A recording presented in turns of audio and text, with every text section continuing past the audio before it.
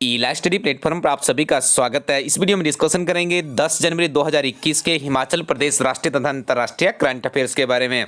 आइए सबसे पहले शुरुआत करते हैं राष्ट्रीय तथा अंतर्राष्ट्रीय करंट अफेयर से। पहला प्रश्न है, अमेरिका के नवनिर्वाचित राष्ट्रपति जो बाइडेन को कितने इलेक्टोरल कॉलेज वोट मिले हैं?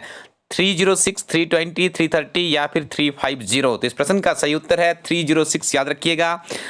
जो बाइडेन है, देखिए ये राष्ट्रपति के लिए निर्वाचित हुए हैं डेमोक्रेटिक पार्टी से, और दूसरी तरफ जो डोनाल्ड ट्रंप है उनके राजनीतिक दल का नाम है रिपब्लिक। ये प्रश्न भी बहुत बार पहले पूछा जा चुका है।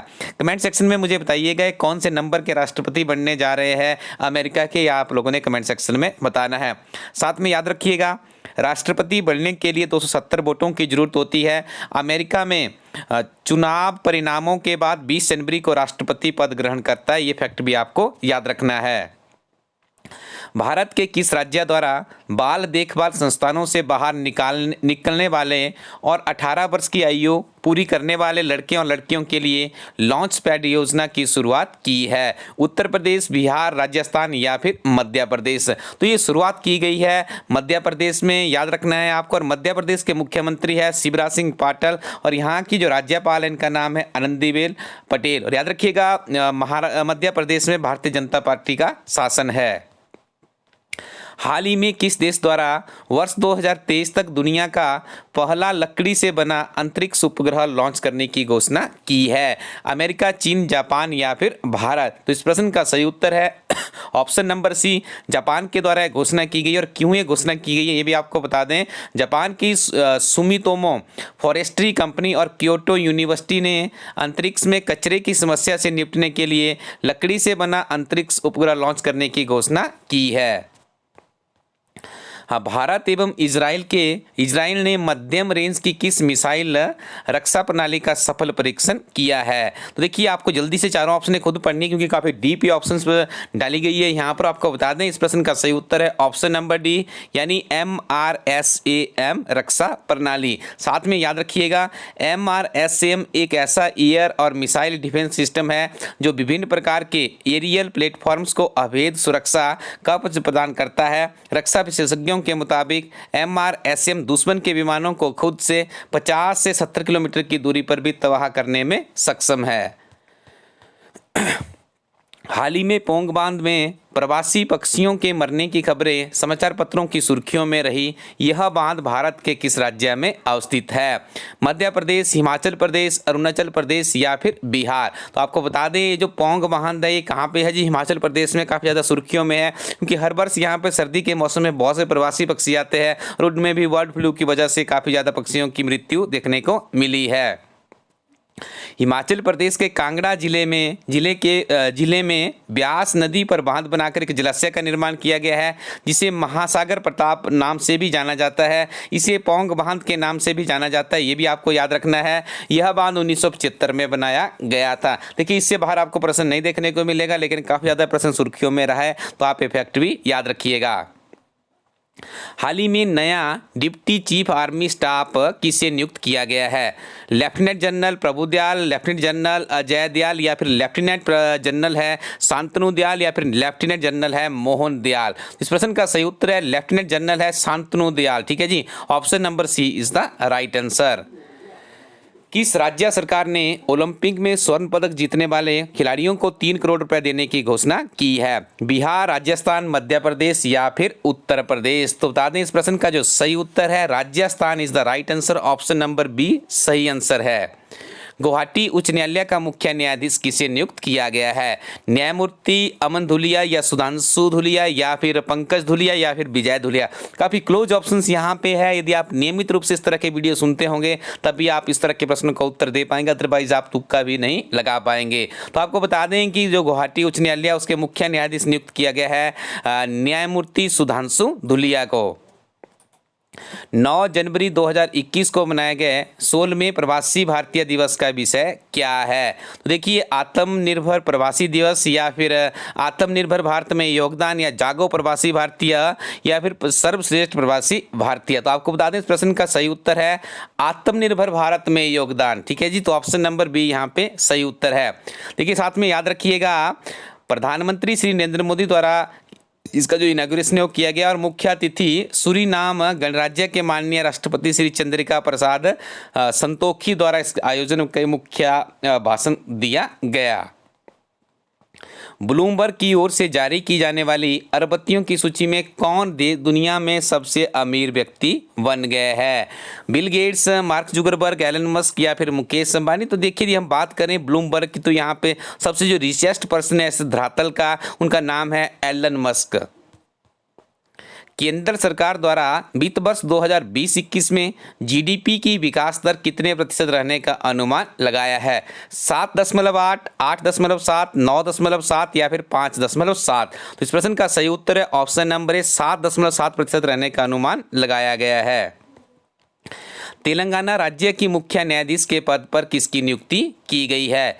हेमा पांडे, हेमा कोहली या फिर हेमा शर्मा या फिर सीमा वर्मा? तो यहाँ पे देखिए तेलंगाना राज्य के हाई कोर्ट के चीफ जस्टिस के लिए जो नियुक्ति की गई है उनका नाम है हेमा कोहली। ये भी आपको याद रखिएगा, बहुत ही महत्वपूर्ण प्रश्न है। आगे डिस्कशन करेंगे हिमाचल प्रदेश के बहुत ही महत्वपूर्ण करंट अफेयर्स के बारे में और पहला प्रश्न है 7 जनवरी 2020 को हिमाचल प्रदेश के उच्च न्यायालय में न्यायाधीश की शपथ किसने ली?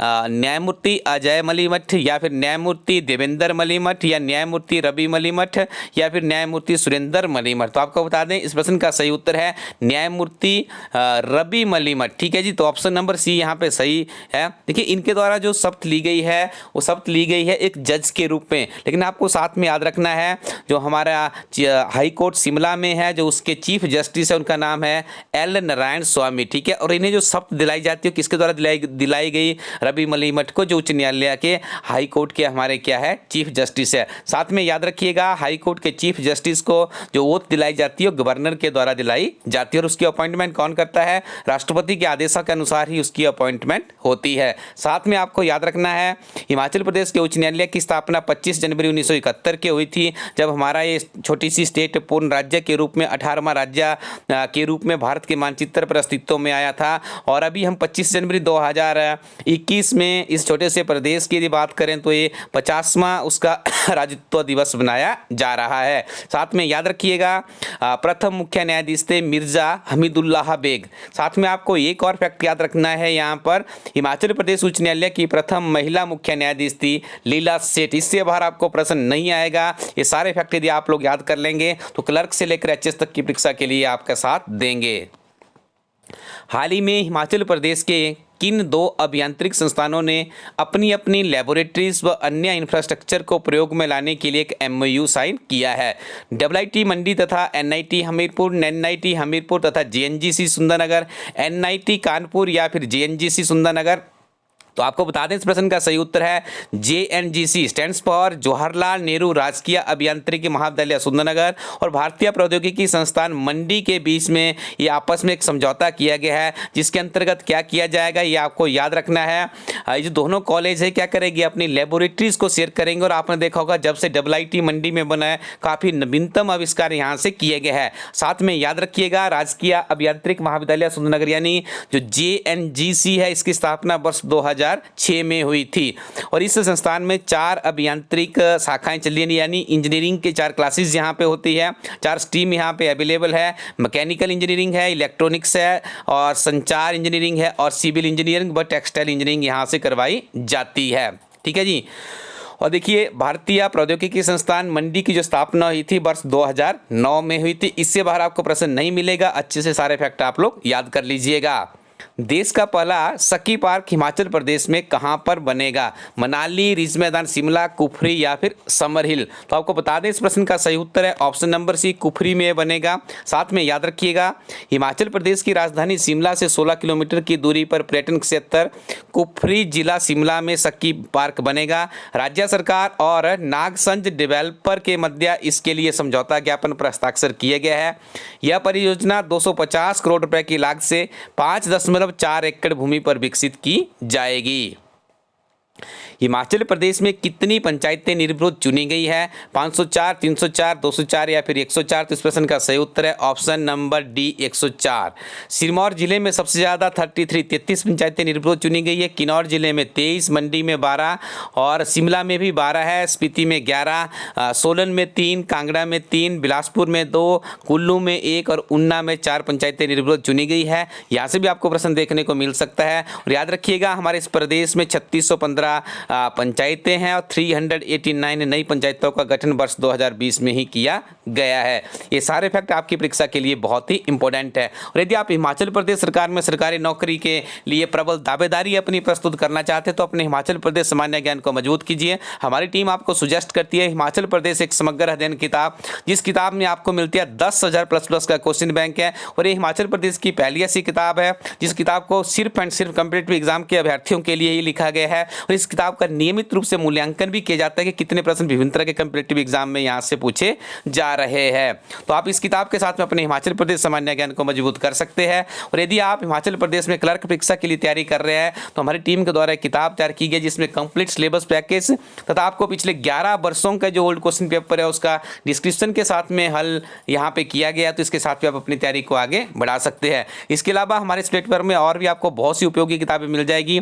इन किताबों को परचेज करने से पहले इस वेबसाइट पे जाइए elaststudyco.in पे, हर किताब की डिस्क्रिप्शन को अच्छे से चेक कर लीजिए क्योंकि डिस्क्रिप्शन में आपको कंटेंट्स के बारे में जानकारी मिलती है। एक बहुत ही बेहतरीन परीक्षा हिमाचल प्रदेश में होने जा रही है JOIT की 1556 पदों के लिए 21 मार्च 2021 को ये परीक्षा होगी।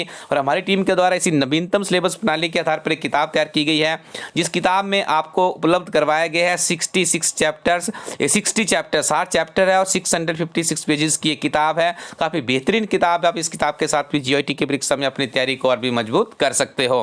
Thank you very much. Keep watching इलास्टडी यूट्यूब चैनल।